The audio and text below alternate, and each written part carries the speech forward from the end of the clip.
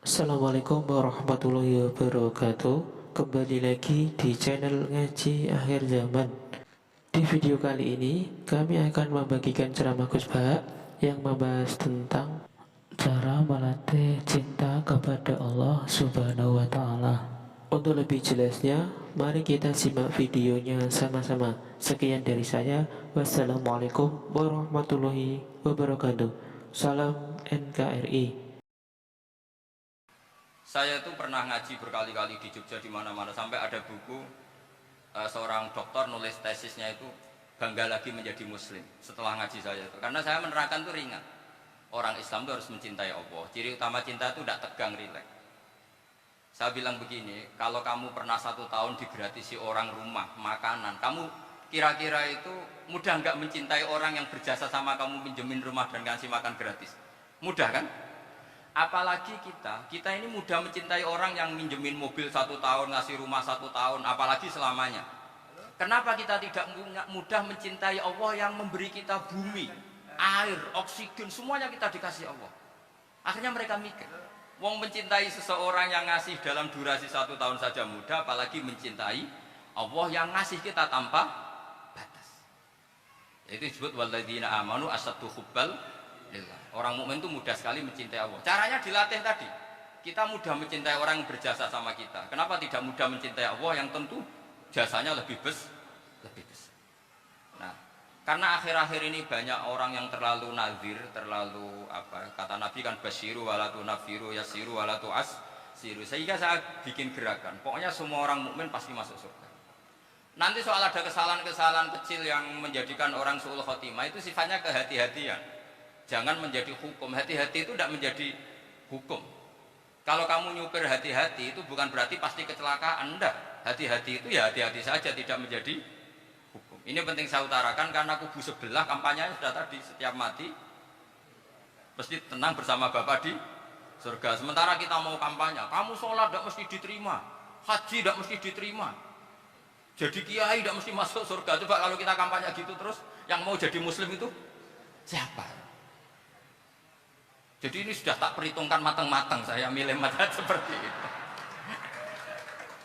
Ya ini saya pikir sudah, ini pembandingnya supaya punya waktu. Saya suka sekali.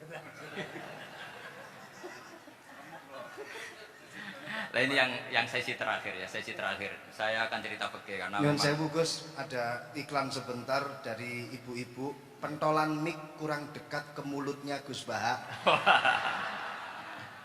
sehingga suaranya tidak terdengar sampai ke belakang. Oh, gitu, pentolannya ya? Didekatkan Gus. Oh, gitu.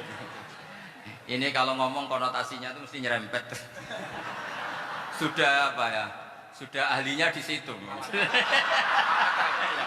Ya makanya di situ.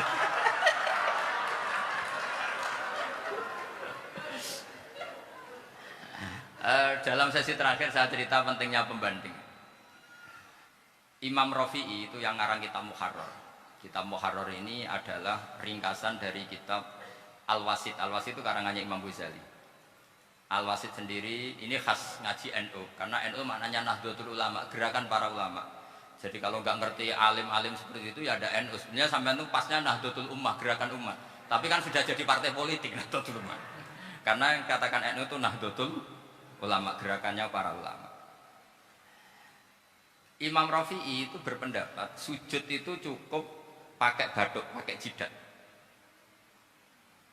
Itu dalam kitab Muharrar. Wal asoh anas sujud yasihu mau cukup biwat iljabah. Ketika Imam Nawawi mentasih kitab Muharrar namanya Minhajut Thalibin, itu mengkritik Imam Rafi'i. Kata beliau sujud itu untuk sah harus melibatkan 7 anggota karena berdasar hadis umirtu an asjuda ala sapati a'zumin, yaitu al jabhah wal yaden warubaten wal qadamen, yaitu jabhah 2 tangan, 2 lutut dan 2 qadamen. Akhirnya saya ngecek di kitab asli Imam Rafi'i termasuk Ashabut Tarjih dan Imam Nawawi. 2 orang ini khilaf. Kan nggak mungkin kita sebagai musohehnya karena yang khilaf ini 2 ulama besar, satu Imam Rafi'i, satu Imam siapa? Nawawi. Kita tidak bisa hanya mengikuti Fathul Mu'in yang mengatakan idah talafan Nawawi war Rafi'u kudiman Nawawi, tidak bisa karena Imam Rafi'i ini sering nginduk sama kitabnya Imam Rafi'i karena senior Imam Rafi'i. Setelah saya cek di kitab kitab asli Mamba ya, satu sumbernya semua madzhab apa? Syafi'i. Ternyata Imam Syafi'i nak ngedikan hanya begini. Wa uhibbu, saya suka setiap orang Islam sujud itu melibatkan 7 anggota karena itu aman, pasti sah. Tapi wayah tamilu kata beliau, tapi mungkin saja sujud hanya watul jabah itu sah. Kenapa kata Imam Syafi'i? Liqaulihi sallallahu alaihi wasallam atau li du'aihi apa sallallahu alaihi wasallam fi sujud sajadalaka wajhi wa sam'i wa basari. Nabi ketika sujud itu hanya berdoa, ya Allah sujud kepada engkau wajhi wa sam'i wa basari. Nabi tidak menyebut wayadi wa rubati wa qadam. Sehingga saya berkali-kali bener kata Gus, saya ini pembela umat. Sing sujudnya 7 anggota ya tak lem, pantes dadi Rois Suriah. Itu. Yang sujudnya bathuk tok ya tetap sah ngikuti mazhabnya Imam Rafi'i. Meskipun itu tidak saya anjurkan. Tentu tidak saya anjurkan. Alasannya Imam Syafi'i tadi, Rasulullah pernah berdoa dengan kata-kata sajadalaka wajhi, bukan diteruskan wayadi warubati wakoda. Sehingga fal khilaf huna bakin ala khiddati kalau dalam bahasa fikih. Khilaf biar tetap sesuai aturan khilaf masing-masing. Enggak perlu kamu menggugurkan pendapat Rafi'i yang mengesahkan sujud hanya pakai jabah. Ini penting karena tadi seperti saya katakan, yang sujud anggota itu ya masuk swarga mergo pintere. Sing nganggo bathuk tok yang mlebu swarga mergo gobloke tadi, karena aksaru ahlil jannah albul.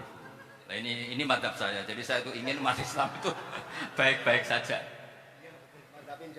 Ya. Karena tidak mungkin lah kita tidak bela Islam di zaman akhir, tidak mungkin kan tadi kubu sebelah kampanyenya sudah seperti itu. Kalau kita ngomong ikhtiyat, kiai ra mesti mlebu swarga, sing salat ngethuk ra mesti husnul khotimah. Wah akan jadi repot. Saya ini pengagum teori ikhlas. Dilatih bil ilmi, saya ulang lagi, dilatih bil ilmi. Saya ini malu. Malunya tadi, saya mengatakan 1 tambah 1 2 itu meskipun tidak ada yang memberi hadiah, tetap saya katakan 2. Saya mengatakan air itu dingin, tidak ada yang ngasih hadiah, saya akan bilang kalau air itu dingin, kalau api itu panas. Untuk hakikat-hakikat seperti itu saja saya jujur tanpa ingin imbalan. Tapi ketika hakikat mengenai Allah kok saya minta imbalan surga dan neraka, ini apa-apaan? Kira-kira gitulah, Rois Suriah macam apa gitu.